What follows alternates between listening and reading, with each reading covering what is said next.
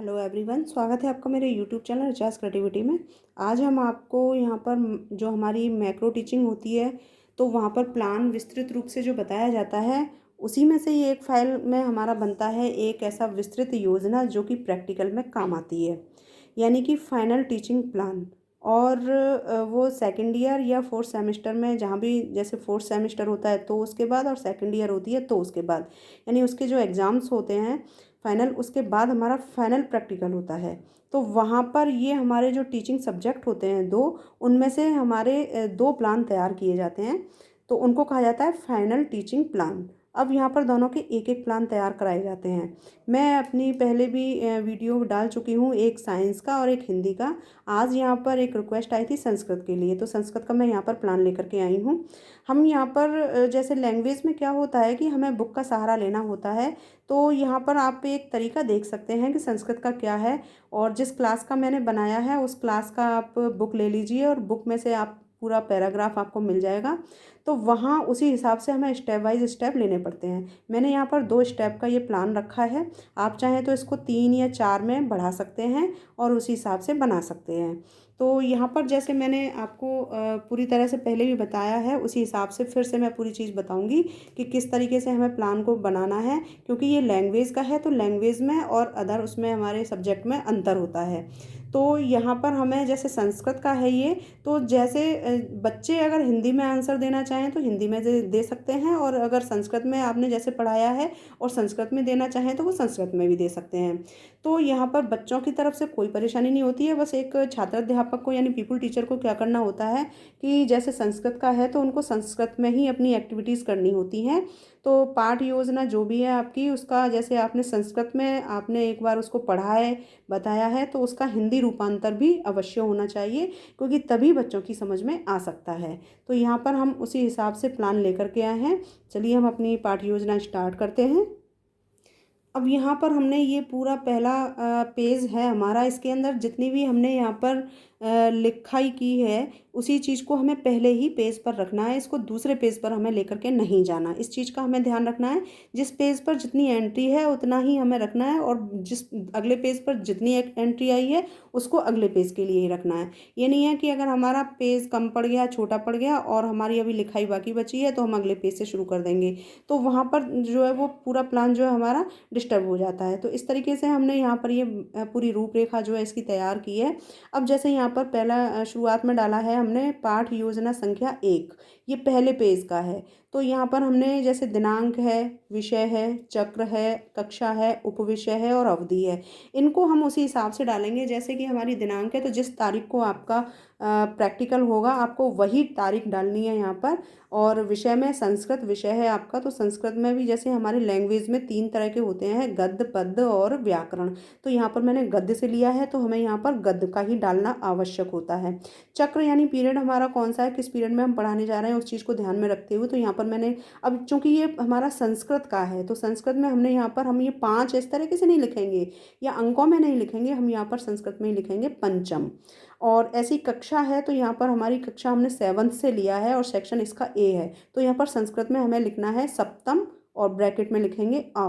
तो इस तरीके से हमने यहाँ पर ये कक्षा लिख दी। अब ऐसे ही उपविषय या प्रकरण हमारा तो लैंग्वेज है तो यहाँ पर उपविषय हमने डाला हुआ है। तो उसमें है, हमने टॉपिक जो है हमारा वो है गणतंत्र दिवस समारोह।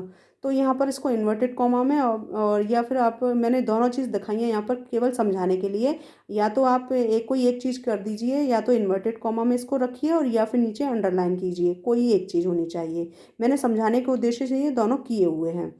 तो जहाँ पर मेरा विशेष रूप से आप ये हाइलाइटर मैंने किया हुआ है इसको, तो वहाँ पर उस हाईलाइट जहाँ पर है उस चीज़ को विशेष तौर से देखें। अब जैसे यहाँ पर अवधि 36 मिनट की होती है हमारी, जितने भी पीरियड होते हैं, तो एक मैक्रो टीचिंग के अकॉर्डिंग तो यहाँ पर 36 मिनट का ही हमारा पाठ योजना तैयार की जाती है। तो मैंने यहाँ पर 36 मिनट डाली हैं, आप 30 भी डाल सकते हो। जिस विद्यालय में आप टीचिंग करोगे फाइनल, वहाँ उस विद्यालय का नाम आपको डालना होगा। तो यहाँ पर मैंने एक विद्यालय का नाम डाल रखा है। अब पाठ योजना हमारी शुरू होती है, जैसे कि हमने यहाँ पर लिखे हैं ये शिक्षण बिंदु, क्रम संख्या, और घटक। तो यहाँ पर हमने क्या किया है, ये 3 कॉलम बनाए हैं उसी हिसाब से। ये जो हमारे घटक हैं ये हमारे हर सब्जेक्ट के अलग अलग होते हैं। जैसे संस्कृत का है तो संस्कृत के हो गए, हिंदी का है तो हिंदी का अलग बनेगा, साइंस का है तो साइंस के अलग होंगे, और सामाजिक विज्ञान का है तो उसका अलग बनेगा। यानी हर विषय का अपना अपना अलग ये हमारे कंपोनेंट्स होते हैं। फिर हमारे ये इनको जो हम घटक हैं इनको हम कहते हैं सामान्य उद्देश्य। सामान्य उद्देश्य के बाद हमारे कुछ विशिष्ट उद्देश्य होते हैं जो कि हमारे टॉपिक से संबंधित होते हैं। विशिष्ट उद्देश्य में हमने यहाँ पर 2 पॉइंट लिए हुए हैं, जैसे कि छात्रों को गणतंत्र दिवस समारोह। तो यहाँ पर हमारा टॉपिक का नाम जरूर आएगा क्योंकि ये विशिष्ट उद्देश्य है। फिर यहाँ पर आया पाठ से परिचित कराना, यानी इस टॉपिक से छात्रों को हम परिचित कराते हैं। तो पहला तो विशिष्ट उद्देश्य ये हो गया। दूसरा आता है उनके शब्द भंडार में वृद्धि करना। चूंकि ये संस्कृत का है तो उसमें शब्द भंडार जो होते हैं थोड़े से टिपिकल होते हैं, तो उसको यहाँ पर वृद्धि करना, यानी उसको अच्छे से समझा करके उनको ज्ञान वृद्धि उनको करना। अब सहायक सामग्री, एक पीपल टीचर के लिए एक सहायक सामग्री जरूर होती है, बिना उसके लिए वो टीचिंग नहीं कर सकता है। तो उसके लिए यहाँ पर सहायक सामग्री होती है, जैसे चौक, डस्टर, लपेट श्याम पट, पुस्तक, चित्र आदि। तो ये तो नॉर्मल हो गए। इसके अलावा जैसे आप कोई चार्ट लेकर के आ रहे हो, कोई मॉडल लेकर के आ रहे हो, या कोई और ऐसा आपके पास कोई सहायक सामग्री है जिससे कि आप बच्चों को अच्छे से समझाने की कोशिश कर रहे हो, तो वो सहायक सामग्री के अंतर्गत आता है। तो आप इसको भी डालोगे इस सहायक सामग्री पॉइंट के अंदर। ये तो यहाँ तक हो गया। अब आता है पूर्व ज्ञान। पूर्व ज्ञान वो होता है यानी हमने 7th क्लास का ये प्लान तैयार किया है, तो हमें यहाँ पर पूर्व ज्ञान यानी होगा 6 क्लास का। तो 6 क्लास की जो नॉलेज है बच्चों को, प्री नॉलेज, उससे संबंधित यहाँ पर हमने ये बनाया कि सभी छात्र यानी टॉपिक का नाम डालते हुए गणतंत्र दिवस समारोह के विषय में आंशिक जानकारी रखते हैं। यानी पूर्व जानकारी जो है उनकी वो पहले की यानी 6 क्लास की उसको थोड़ी बहुत जानकारी अवश्य है, तो इस चीज़ को डाला है। तो ये पूरी डिटेल हमने इस हमारे फर्स्ट पेज की है। तो यहाँ पर हमें इसी में करना है। ये नहीं है कि अगर पूर्व ज्ञान के लिए जगह नहीं बची तो हम पूर्व ज्ञान को अगले पेज से स्टार्ट कर देंगे, ऐसा नहीं होना है। ये हमारा पहले ही पेज का वर्क है, तो इसको पहले ही पेज में करेंगे। अगले सेकंड जो हमारा पेज आएगा उसमें जो हम करेंगे वो इस तरीके से है। ये सेकंड पेज का है हमारा। जैसे कि हमने जब पाठ में कभी भी हम एंट्री करते हैं तो उसमें सबसे पहले हमारी प्रस्तावना आती है। यानी अब पाठ में एंट्री करने का टाइम है ये, तो यहाँ पर हम प्रस्तावना करेंगे, यानी बच्चों से कुछ प्रश्न पूछते हैं ताकि बच्चों के माध्यम से ही उस पाठ का जो हमारा टॉपिक है उसको हम निकाल सकें और आसानी से हम उसको समझा सकते हैं। तो यहाँ पर जैसे पाठ प्रस्तावना ये आई है, तो इसमें हमने 3 कॉलम बनाए। एक छोटा है क्रम संख्या का, दूसरा है पीपल टीचर एक्टिविटीज़ यानी छात्र अध्यापक क्रियाएं, और तीसरा है छात्र क्रियाएं। तो इस तरीके से यहाँ पर हमने जो है इस चीज़ को रखा हुआ है कि प्रश्न जैसे हमारा यहाँ पर आया है बालकस्य जन्म कुत्र भवति। तो यहाँ पर हमने अब एक चीज़ और मैं यहाँ पर रखना बताना भूल गई हूँ कि जैसे हमने यहाँ पर ये संस्कृत में लिखा है, हिंदी हो उसमें कोई परेशानी नहीं होती है, लेकिन संस्कृत और इंग्लिश ऐसे हमारे विषय होते हैं जिनमें हिंदी का अर्थ भी बताना चाहिए बच्चों को, ताकि बच्चे समझ सकें कि ये क्या एक्टिविटी कर रहा है टीचर और वो किस तरीके से कर रहा है, तो उसको समझ में आना चाहिए। तो यहाँ पर हम ब्रैकेट में इसका एक हिंदी रूपार्थ भी लिख देते हैं। तो जैसे बालकस्य जन्म कुत्र भवति, तो बालक का जन्म कहाँ होता है, तो वो परिवार में होता है। तो इसका उत्तर आया है परिवार। अब यहाँ पर एक सीक्वेंसी होनी चाहिए, यानी क्रमबद्धता होनी चाहिए कि परिवार शब्द इसके अंदर आना चाहिए, फिर जो प्रश्न आएगा उसका जो उत्तर आएगा, फिर उस उत्तर को हमने अगले प्रश्न में रखा। इस तरीके से ये एक तारतम्यता यानी क्रमबद्धता बनी रहती है। तो वो सीक्वेंसी होती है जिससे हमारी प्रस्तावना जो है बहुत ही आसानी से निकल जाती है और बच्चे के माध्यम से उत्तर हम बहुत आसानी से निकलवा लेते हैं। तो ये चीज़ तो हमारी यहाँ पर एक प्रस्तावना हो गई, तो आप यहाँ से इस तरीके से देख सकते हैं। फिर आता है उद्देश्य कथन। उद्देश्य कथन में यानी कि बच्चों से जब हमने यहाँ पर निकलवा लिया तो 2 प्रकार के होते हैं, एक तो संभावित और एक हमारा होता है समस्यात्मक।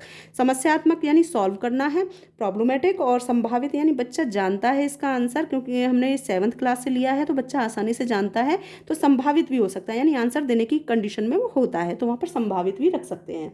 और ये टॉपिक हमारा ऐसा है गणतंत्र दिवस के ऊपर, तो बच्चे हर कोई बच्चा इस चीज़ को जानता है, तो यहाँ पर संभावित हमने रख दिया। अब बात आती है यहाँ पर उद्देश्य कथन की। तो उद्देश्य कथन में हमने यहाँ पर जैसे ये रखा है कि आज हम सभी यानी छात्र और टीचर दोनों मिलकर के गणतंत्र दिवस है समारोह नामक पाठ के विषय में अध्ययन करेंगे। तो यहाँ से हमने ये पाठ को शुरू कर दिया है। अब यहाँ पर उद्देश्य कथन भी हमारा आ गया। तो उद्देश्य कथन को हमने ये देखा कि यहाँ से लिखना प्रारंभ किया है और अगले पेज में जैसे कि आप ये यहाँ तक देख रहे हैं, इस तरीके से हमने यहाँ पर इसको रखा है। तो ये टॉपिक हमारा यहीं ख़त्म हुआ। ये नहीं है कि हमने उसी लाइन के नीचे दूसरी उसी पेज में शुरू कर दिया, हमें ये पेज खाली रखना है।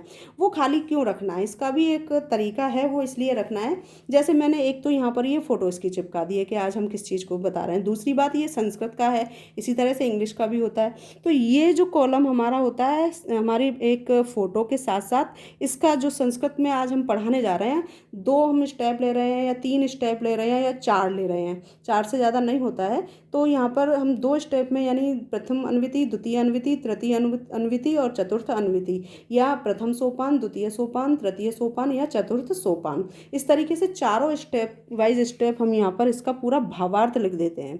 एक तो ये रीज़न हो गया। अब अगर आप यहाँ पर भावार्थ नहीं रख रहे हो तो यहाँ पर एक फ़ोटो चिपका दो। तो ये 2 तरीके से यहाँ पर हमने इसको खाली रखा होता है, ये पेज हमारा पूरा खाली रहता है, लेकिन इसीलिए हमने इस पेज को इससे कवर कर दिया है। अगर कुछ भी नहीं है आपके पास भावार्थ लिखने के लिए तो आप फिर फ़ोटो लगा दो और यहाँ पर इसको पूरा लाइन को भर दो, ताकि ये पेज भी हमारा सेकंड पेज में ही काउंट हो जाए। तो इस तरीके से हमने इस पेज को भी कवर कर दिया। इसके बाद अगला पेज जैसे आता है, इसमें अगले पेज से हम ये देखते हैं कि हमने जो पैराग्राफ लिया है अब हमें पढ़ाना है यहाँ पर। तो पैराग्राफ लेंगे तो हम यहाँ पर पहले पेज में, यानी दोनों पेजों को मिला करके हमें 6 कॉलम तैयार करने होते हैं, 1 2 3। इसी तरीके से अगले पेज में भी होंगे, मैं आपको दिखाई देती हूँ, ये इस तरीके से ये 3। तो ये 3 पेज हमारा कॉलम जो है हमारे विधि प्रविधि, श्यामपट्ट कार्य और शिक्षण सहायक सामग्री, इस तरीके से ये 3 कॉलम इसमें हो गए हमारे और 3 कॉलम हमारे इसके अंदर आ गए ये। तो यहाँ पर हमें करना क्या है, इसके अंदर शिक्षण बिंदु के अंदर जैसे हमारा आया प्रथम सोपान, जैसा मैंने अभी आपको बताया था स्टेप बाय स्टेप हमको ये रखना होता है। प्रथम सोपान, प्रथम सोपान में हमने ये देखा कि यहाँ पर स्टार्ट हो रहा है पाठ, तो यहाँ पर प्रस्तुतिकरण से हो रहा है। प्रस्तुतिकरण यानी कि अब पाठ का स्टार्ट होना, शुरू होना। तो उसमें क्या होता है, आपने देखा होगा कि कुछ प्रश्न हमारे जैसे हाई स्कूल इंटर में आते थे, संदर्भ ग्रंथ सूची, एक संदर्भ सहित व्याख्या करनी होती है। तो उसमें एक पैराग्राफ का शुरू का एक शब्द और अंत का, पैराग्राफ के अंत का एक शब्द, ठीक उसी तरीके से यहाँ पर हमने ऐसे रखा जाता है। तो ये प्रस्तुतिकरण में आता है, जैसे यहाँ पर प्रभाकरः और फिर डैश डैश डैश और अवभत। तो यहाँ पर इस तरीके से हमारा ये हो गया। तो ये एक पैराग्राफ है, पैराग्राफ को पूरा डिटेल न देते हुए उसको इस तरीके से शॉर्ट में रखना होता है, क्योंकि बहुत सारी एक्टिविटीज़ होती हैं जो हमें केवल क्लास के अंदर करनी होती हैं, हम फाइल में उस चीज़ को शो नहीं कर सकते। तो यहाँ पर ये उस चीज़ को शॉर्ट रूप से रखा है। जब आप ये एक्टिविटी करोगे, यानी प्रस्तुतिकरण करोगे, इस पैराग्राफ को आप पढ़ोगे संस्कृत में वहाँ पर, तो उस समय छात्र क्या कर रहे होंगे, छात्र क्रियाओं में उसको ध्यान से सुन रहे होंगे। तो यहाँ पर लिखोगे सभी छात्र छात्राएं ध्यानपूर्वक सुन रहे हैं। तो ये तो यहाँ का हो गया। इसके बाद यहाँ से हम देखते हैं, पहले मैं इसी पेज का दिखा देती हूँ, बाद में अगले पेज का दिखाऊंगी। फिर जब इसको जो आप पाठ को पढ़ रहे होते हो बुक में से देखते हुए, तो उस समय जो है वहाँ पर उस एक्टिविटी को कहा जाता है, पीपल टीचर की जो एक्टिविटी होती है उसको कहा जाता है आदर्श पाठ। तो यहाँ पर ये आदर्श पाठ हो गया।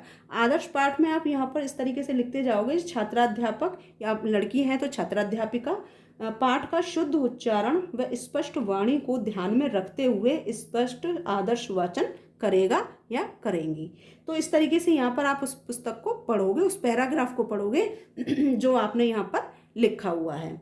तो इस तरीके से जब आप पढ़ रहे हो तो छात्र उस समय ध्यान से सुन रहे हैं, और जब छात्र यहाँ पर ध्यान से सुन रहे हैं तो जो विधि और प्रविधि के अंतर्गत हमारा आएगा वो टॉपिक इस तरीके से आएगा। यहाँ पर पठन विधि, यानी कि आप पढ़ रहे हो इसलिए वो पठन विधि के अंतर्गत आ गई।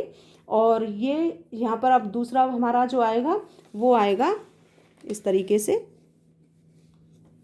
ये दूसरा हमारा आएगा उच्चारण पाठ। ये हमारा हिंदी में है तो इसमें उच्चारण पाठ आता है, यानी कि पाठ में कुछ ऐसे टिपिकल वर्ड होते हैं कि पढ़ने से पहले जब हम पढ़ते हैं तो उसमें कुछ शब्दों में अटकते हैं। तो जब अटकते हैं तो जब आप अटके हो तो बच्चे भी अटकेंगे उस चीज़ के लिए।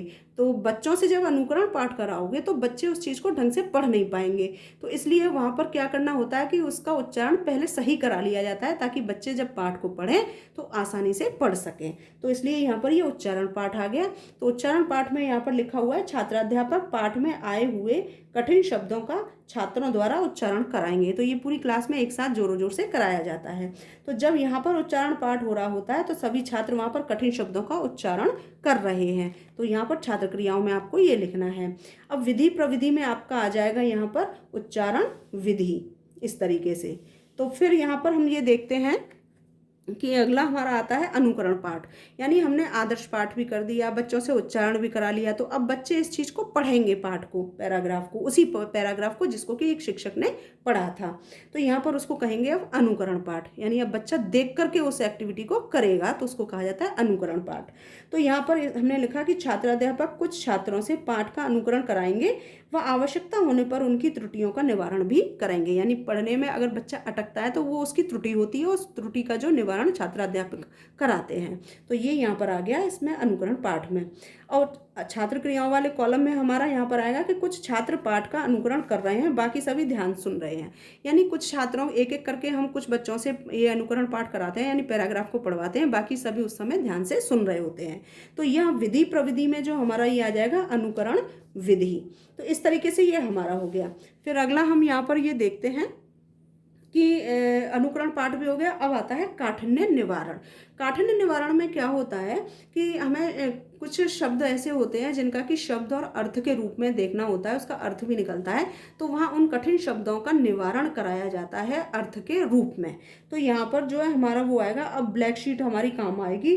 तो जो आप रोलर बोर्ड ले जाते हो उसके ऊपर लिख करके ले जाते हो उन कठिन शब्दों का, उन्हीं शब्द और अर्थ को, तो उसको भी आप वहाँ पर क्लियर करोगे। तो यहाँ पर लिखोगे इसमें कि छात्राध्यापक लपेट श्याम पट्ट से कठिन शब्दों को समझा रहे हैं। और यहाँ पर हम छात्र क्रियाओं में केवल बच्चे उस समय देखेंगे, तो वहाँ आप ले जाओगे तो पॉइंटर की सहायता से आप यहाँ पर एक अपने जो रोलर बोर्ड है उस पर आप बच्चों को समझाने की कोशिश करोगे। उस समय जो हमारी विधि प्रविधि में आएगा वो आएगा काठिन्य निवारण। अब मैं आपको ये दिखा देती हूँ इसके अंदर कि किस तरीके से यहाँ पर बालक जो है इस विधि का प्रयोग कर रहा है काठिन्य निवारण का। तो ये आप देख रहे हो कि पूरी यहाँ पर एक ब्लैक शीट लगी हुई है। इसमें यहाँ पर ये उच्चारण शब्द हैं ऊपर लिखे हुए थे, जो हमारे कुछ शब्द आए थे जिनको कि सभी छात्रों से जो है एक शिक्षक जो है पूरी क्लास में एक साथ उच्चारण करवा रहे थे ताकि उनका उच्चारण सही हो सके और वो अनुकरण सही रूप से कर सके। तो ये ऊपर तो हमने उच्चारण लिख दिए शब्द, उनको कठिन शब्दों को है, और नीचे हमने जो लिखा वो लिखा है शब्द और अर्थ। तो ये काठिन्य निवारण के अंतर्गत आते हैं। तो यहाँ पर हमने कुछ शब्द जो पाठ में यानी पैराग्राफ में कुछ शब्द ऐसे थे जिसको कि हमने यहाँ पर कठिन रखा और लेकिन उनका अर्थ भी निकलता है। तो उसका अर्थ, तो यहाँ शब्द और ये अर्थ, जैसे वयस्क तो इसका अर्थ हो गया जवान। तो इस तरह से जैसे ख तो यानी कल, तो इस तरह से शब्द और अर्थ भी हो जाएंगे। तो ये ब्लैक शीट का हमारा वर्क हो जाएगा। अब यहाँ पे चूंकि शिक्षण सहायक सामग्री हमारा क्या होना चाहिए कि एक ऐसा हम रोलर बोर्ड ले जाते हैं या अपना एक चार्ट बना करके ले जाते हैं या कोई मॉडल बना करके ले जाते हैं जिसके माध्यम से हम ये दिखा सकें कि गणतंत्र दिवस का एक कोई ऐसा चित्र होना चाहिए जिस पे हम अच्छे से एक्सप्लेन कर सकें। तो उसका एक चित्र हो गया। तो ये गणतंत्र दिवस में लाल किला पर झंडारोहण होते हुए एक ऐसा फोटो यहाँ पर लगा दिया है। तो ये हमारा सहायक सामग्री में हो गया। अब इसके बाद हमारा जो है काठिन्य निवारण भी हमारा पॉइंट हो गया। अगला पॉइंट जैसे हमारा इसमें आता है, अब ये यहाँ पर ये देखिए ये है अब यहाँ पर मौन पाठ, यानी कि काठिन्य निवारण के बाद मौन पाठ आ गया। यानी कि हमने पूरा प्लान अच्छे से बच्चों को पढ़ा दिया, उच्चारण करा दिया, बच्चों ने भी अनुकरण कर लिया, उनकी हर समस्या यानी काठिन्य निवारण भी हमने करा दिया। अब प्रश्न पूछने की बारी आएगी, लेकिन प्रश्न पूछने से पहले बालकों को एक बार ये अवश्य कहा जाता है कि पाठ को मन ही मन में दोहरा लो ताकि अगली जब भी हम प्रश्न पूछेंगे आप आराम से उसके आंसर दे सकते हो। तो यहाँ पर ये हमने मौन पाठ रखा है कि छात्राध्यापक छात्रों को पाठ को मन ही मन पढ़ने के लिए कहेंगे। तो उस समय जब कहेंगे छात्र, तो सभी छात्र उस समय अपनी पुस्तक में उसी पैराग्राफ को जिसको कि पढ़ा था और शिक्षक ने पढ़ाया था मन ही मन में उसको दोहरा रहे होते हैं। तो यहाँ पर ये हमारा हो गया छात्र क्रियाओं में। और जो विधि प्रविधि में आया था तो वो आया था हमारा मौन विधि, इस तरीके से। अगला हमारा अब जो आता है इसके अंदर वो आता है प्रश्न उत्तर, यानी कि यहाँ पर विचार विश्लेषणात्मक प्रश्न। अब यहाँ पर जो हमने पैराग्राफ लिया था उसी में से कुछ प्रश्न हमारे तैयार होते हैं, क्योंकि हमें मूल्यांकन भी करना होता है बालक का, किस तरीके से बालक की समझ में आया। तो उसी पैराग्राफ में से हमने कुछ प्रश्न भी निकाले हैं। तो वो प्रश्न यहाँ पर एक एक करके बच्चों को पूछा जाएगा। तो यहाँ पर वो प्रश्न जो हमने लिखे हैं वो संस्कृत में ही होने चाहिए, क्योंकि आपका ये संस्कृत का प्लान है। तो यहाँ पर ये संस्कृत में, मेन चीज संस्कृत में ये है, एक पैराग्राफ उतारा था वो, और दूसरा प्रश्न पूछ लिए हैं वो। तो वो प्रश्न हमारे यहाँ पर संस्कृत में ही होने चाहिए, क्योंकि आपने संस्कृत का एक हिंदी रूपांतर बच्चों को पहले ही एक्सप्लेन कर दिया। तो वहाँ पर बालक जो है उसका उत्तर संस्कृत में दे सकता है, और अगर नहीं समझ में आया, उसकी हिंदी में समझ में आ रहा है क्योंकि आपने हिंदी रूपांतर भी किया था, तो वो हिंदी में भी आंसर दे सकता है। तो इस तरीके से यहाँ पर हम, ये बालक के ऊपर है कि वो हिंदी में दे या उसमें संस्कृत में दे, वो बच्चे के ऊपर है। लेकिन आपको प्रश्न हमेशा संस्कृत में ही पूछने पड़ेंगे अगर आपका विषय संस्कृत है तो यहाँ पर ये हमारे कुछ प्रश्न निकल करके आए हैं कि गणतंत्र दिवस समारोह कदा भवति। तो इस तरीके से यहाँ पर वही है कि इसका हिंदी रूपांतर आप ब्रैकेट में नीचे जरूर लिख दोगे, ताकि जो एग्जामिनर्स हैं आपका प्लान चेक कर रहे हैं उनकी समझ में आए कि संस्कृत में आपने क्या पूछा। तो यहाँ पर ब्रैकेट में इस प्रश्न संस्कृत के नीचे हिंदी रूपांतर उसका जरूर कर दोगे, इतना जरूर करना है। फिर उसके उत्तर यहाँ पर आ गए। तो जब ये हमारा पॉइंट चल रहा है तो यहाँ पर विधि प्रविधि में हमारा प्रश्नोत्तर विधि आ जाएगा। इस तरीके से ये हो गया। तो ये इस पेज का हमारा वर्क है, ये मतलब इसी पेज में है। तो इसी तरीके से हमें यहाँ पर फिनिश करना है। अगला स्टेप अगले पेज से लेना है, इस चीज का एक तो हमें ध्यान रखना है। और अगला क्या करना है हमें, ये हमारा पहला स्टेप हमारा क्लियर हो गया, खत्म हो गया। अब हम दूसरा स्टेप अगर इसमें लेते हैं तो यहाँ पर हम फिर उसी हिसाब से करेंगे जैसे यहाँ लिखा है, ठीक वही चीज हम फिर अगले पेज में करते हैं। जैसे ये रहा, इसमें क्या करना है हमें कि जैसे वहाँ पर भी हमने शिक्षण बिंदु वही 6 कॉलम बनाए थे। शिक्षण बिंदु, छात्राध्यापक क्रियाएं, छात्र क्रियाएं, विधि प्रविधि, श्यामपट्ट कार्य और शिक्षण सहायक सामग्री। जैसे इसमें 3 इसमें और 3 इसमें, यहाँ पर विधि प्रविधि, श्यामपट्ट कार्य और शिक्षण सहायक सामग्री। इस तरीके से 6 हमारे दोनों पेजों को मिलाकर के कॉलम तैयार किए जाएंगे, और 6 कॉलम में हमें उसी हिसाब से करना होगा जैसा कि हमने पिछली बार किया था इससे पहले वाले पेज में। तो अब यहाँ पर शिक्षण बिंदु हमारा स्टार्ट होता है, यानी द्वितीय अनुवृत्ति के रूप में। द्वितीय अनुवृत्ति के रूप में जब ये स्टार्ट होता है हमारा, तो हम यहाँ पर ये देखते हैं, यहाँ पर हमने वही लिखा, द्वितीय सोपान प्रस्तुतिकरण। प्रस्तुतिकरण में वही पहले की तरह हमने वही एक संदर्भ व्याख्या की तरह कि जैसे प्रभाकरः डैश डैश डैश और फिर उसके बाद वितरष्यन्ति, इस तरीके से। तो ये हमें पूरा एक शॉर्ट रूप में यहाँ पर पैराग्राफ को शो करना होता है। छात्र क्रियाओं में सभी छात्र ध्यानपूर्वक सुन रहे हैं, विधि प्रविधि में पठन विधि, और फिर उसके श्यामपट्ट कार्य में वही उच्चारण शब्द और हमारा शब्द अर्थ आएगा। और फिर उसके बाद यहाँ पर प्रस्तुतिकरण के नीचे आदर्श पाठ। आदर्श पाठ में जैसा आपने पिछले लिखा था पहले, ठीक उसी तरीके से सारी हमें एक्टिविटीज़ यहाँ पर लिखनी होंगी जैसे कि पहले लिखा था, बस यहाँ पर पैराग्राफ हमारा चेंज हो जाएगा। तो आदर्श पाठ, उच्चारण पाठ, अनुकरण पाठ, काठिन्य निवारण, मौन पाठ और विचार विश्लेषणात्मक प्रश्न, यानी जो हमारी एक्टिविटीज़ पिछले पेज में हुई थी ठीक उसी तरीके से हमें इस पेज में भी करना है। बस अंतर इतना है कि ये हमारा सेकंड स्टेप है, यानी कि द्वितीय सोपान है या द्वितीय अनुवृत्ति है, और उसमें हमें अब दूसरा पैराग्राफ लेना है। जब दूसरा पैराग्राफ आ गया तो हमारे यहाँ पर उच्चारण शब्द भी दूसरे आ जाएंगे, हमारे यहाँ पर कठिन शब्द भी दूसरे आ जाएंगे, और दूसरे पैराग्राफ से हमारे यहाँ प्रश्न उत्तर हैं वो भी दूसरे आ जाएंगे। तो ये चीज़ है, इस तरीके से इस पेज में हो गया। और इसके अंदर अगर हम देखते हैं यहाँ पर, ये आपको, हाँ ये, तो ये यहाँ पर ये आप देखिए कि फिर वही विधि प्रविधि, श्यामपट्ट कार्य, शिक्षण सहायक सामग्री, और ये सारी चीज़ें आ गई उसी हिसाब से जैसे पिछले पेज में आपको दिखाया था। और फिर ये उच्चारण शब्द हो गए, ये शब्द अर्थ हो गए, और उसी से संबंधित यहाँ पर हमने यहाँ पर चित्र जो हैं वो लगाए हैं। जैसे कि यहाँ पर एक ये परेड होती है, तो उस परेड के हमने यहाँ पर ये 2 चित्र लगा दिए हैं ताकि बच्चा अच्छे से समझ सके और हमें एक समझाने में एक सहायक सामग्री जो है उससे बहुत अच्छी हेल्प मिल सके, इस वजह से। तो ये तो हमारे 2 स्टेप का हो गया। इसी तरीके से आप तीसरा स्टेप भी ले सकते हो, तीसरी अनुवृत्ति भी ले सकते हो, चौथी भी ले सकते हो। आप जितने स्टेप चाहे उतने स्टेप इसके अंदर बढ़ा सकते हो। तो ये तो हमारा यहाँ का पाठ योजना हो गया। अब पाठ का अंत कैसे होता है, तो उसके लिए क्या करते हैं कि फिर अंत वाला पेज ये हमारा होता है, और इसमें हम यहाँ पर इस तरीके से ये रखते हैं कि पुनरावृत्ति प्रश्न, यानी 2 स्टेप के हमने जो प्रश्न लिए थे उनको दोहराना है। तो यहाँ पर वो सारे प्रश्न जितने हमारे आ जाएँ, तो यहाँ पर मैंने 6 प्रश्न रखे हैं। आप इसमें 7 भी रख सकते हैं, 8 भी रख सकते हैं, इससे ज़्यादा नहीं, 8 से ज़्यादा नहीं रखने चाहिए। तो ये हमने यहाँ पर 6 रख दिए हैं। और यहाँ पर पर्यवेक्षक की टिप्पणी है। अब यहाँ पर प्रश्न पूछना है और उसके उत्तर निकलवाना है हमें। तो यहाँ पर ये हमारा पुनरावृत्ति हो गया, यहाँ पर्यवेक्षक की टिप्पणी हो गई। अगर आपको पाठ उनका, आपका पढ़ाया हुआ पाठ अगर पर्यवेक्षक की नज़र में, जो सुपरवाइज़र आएंगे या एग्जामिनर्स जो आएंगे, उनकी नज़र में आपकी टीचिंग बहुत अच्छी है, और तो वो आपको अगर कोई कमेंट देना चाहते हैं तो वो यहाँ पर कमेंट दे देंगे। अगर वो केवल यहाँ पर 3 एग्जामिनर्स आते हैं तो वो तीनों के यहाँ पर सिग्नेचर हो जाएंगे, बस वो अपना सिग्नेचर भी कर देते हैं। टिप्पणी कम लिखते हैं लेकिन सिग्नेचर उनके कंपलसरी होना कंपलसरी है, तो यहाँ पर ये फिर उनके सिग्नेचर हो जाएंगे। तो इस तरीके से हमारी ये पाठ योजना पूरी तरह से समाप्त हो जाती है। तो हमने यहाँ पर इस तरीके से ये देखा कि हमारी एक पाठ योजना, लेसन प्लान जो हमारे प्रैक्टिकल में करना है वो किस तरीके से कंप्लीट करना है, किस तरीके से बनाना है। ये संस्कृत विषय का मैंने बनाया है, इसमें बहुत ज़्यादा परेशानी नहीं है। बुक की सहायता आपको लेनी पड़ेगी, आप एज इट इज़ भी इसको रख सकते हैं। बस आपको जिस बुक, जो टॉपिक है इसके अंदर, उस टॉपिक के अकॉर्डिंग आपको उसी क्लास की बुक लेनी होगी जिसमें ये पैराग्राफ होगा। उसी तरीके से आप उतारते जाइए और बनाते जाइए, तो आपका प्लान बिल्कुल तैयार है।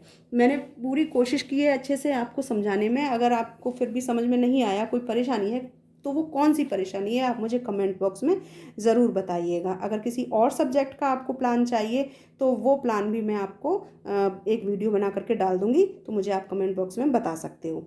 तो वीडियो देखने के लिए आपका बहुत बहुत धन्यवाद। और साथ में मैं आपसे यही रिक्वेस्ट करूँगी कि आपको वीडियो अगर सही लगी है, पसंद आई है, तो आप मेरी वीडियो को लाइक ज़रूर कीजिएगा। और उन लोगों तक जो बीएड सेकेंड ईयर में है या 4th सेमेस्टर में है, जिनका प्रैक्टिकल होने वाला है, वहाँ इस वीडियो को पहुँचाने का ज़रूर आप कष्ट करें।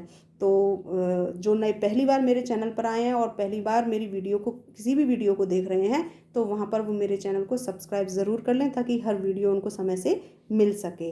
वीडियो देखने के लिए आप सभी का बहुत बहुत धन्यवाद। नमस्कार।